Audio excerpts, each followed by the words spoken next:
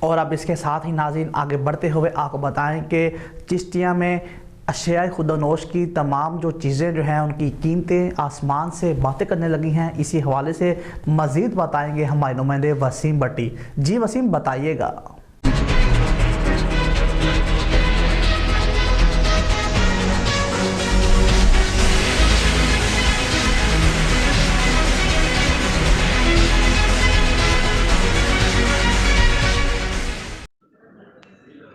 جی بالکل، deputy commissioner state commissioner سمیت price control magistrate Asia خورد و نوش کی قیمتیں کنٹرول نہ کر سکے۔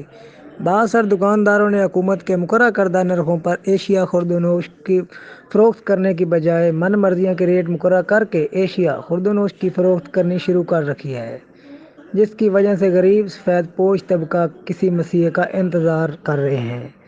دوسری جانب دکانداروں کا کہنا ہے کہ انتظامیہ چھوٹے دکانداروں کو نرخ کم کرنے کا پابند بنانے کے بجائے منڈیوں میں بڑے مگرمچھوں پر فوکس کرے تو مہنگائی پر قابو پایا جا سکتا ہے، جبکہ صارفین کا کہنا ہے کہ تمام ایشیا کی قیمتیں دکانداروں نے خود بڑھا رکھی ہیں۔ اکثر دکانداروں نے سرکاری ریٹ لسٹ تو سجا رکھی ہوتی ہے، مگر اس ریٹ لسٹ کے مطابق کوئی بھی ایشیا خورد و نوش دینے کے کوئی دکاندار تیار نہیں۔ کوئی بھی سبزی، گوشت، کریانہ کی آئٹم سب اپنے من مانی ریٹ لگا رہے ہیں۔